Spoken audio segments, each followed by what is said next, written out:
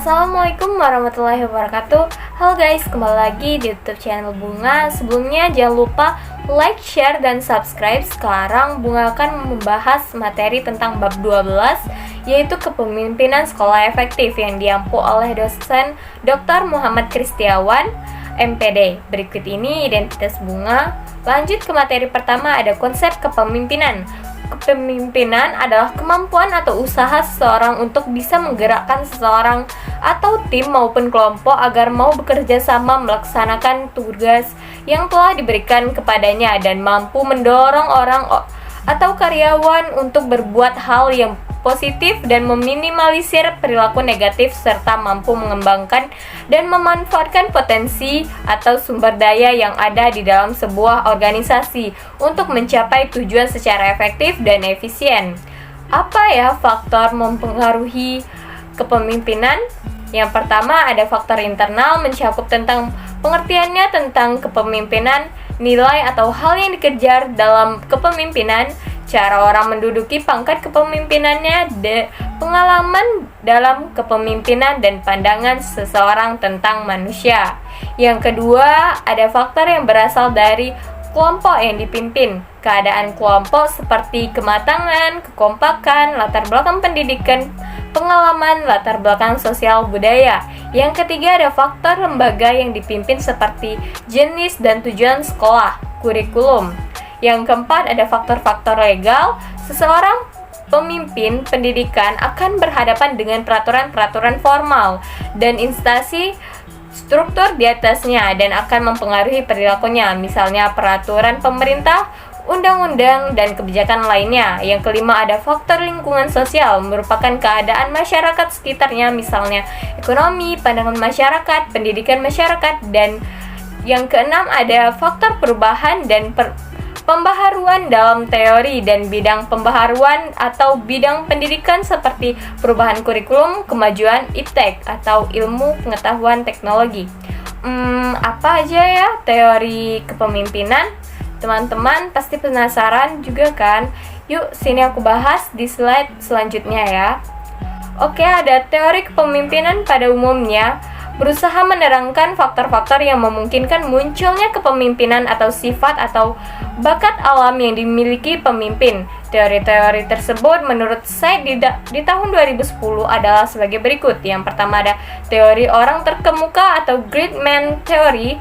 Yang kedua ada teori lingkungan environmental theory. Dan yang ketiga ada teori pribadi atau situasi personal situation theory. Dan yang keempat ada teori humanistik. Yang kelima ada teori interaksi dan harapan, interaction, expectation, dan teori syarat dan prinsip kepemimpinan pendidikan. Syarat kepemimpinan menurut Asmendri di tahun 2012 mengungkapkan syarat dan proses seseorang pemimpin pendidikan adalah sebagai berikut. Yang pertama, seseorang pemimpin harus memiliki kepribadian yang terpuji, antara lain periang, ramah, bersemangat, pemberani, murah hati, spontan, percaya diri, dan memiliki kepekaan sosial yang tinggi. Yang kedua ada paham dan menguasai tujuan yang hendak dicapai dan mampu mengkomunikasikan kepada bawahan dan stakeholder. Yang kedua ada prinsip kepemimpinan. Ada beberapa aspek personalitas yang penting dimiliki seorang pemimpin dalam kepemimpinan pendidikan, yaitu yang pertama ada memiliki kemampuan yang lebih tinggi daripada orang-orang yang dipimpinnya dalam bidang pendidikan. Yang kedua ada memiliki keinginan yang terus-menerus untuk belajar menyesuaikan kemampuan dengan perkembangan dan tujuan organisasi yang dipimpinnya. Dan yang ketiga ada kemampuan personalitas kepemimpinan pendidikan.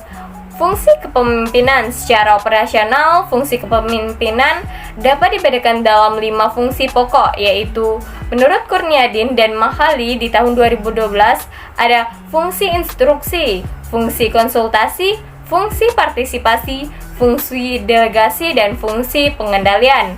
Menurut kalian, bagaimana sih kepemimpinan kepala sekolah yang efektif? Menurut Black dan Mouton di tahun 1964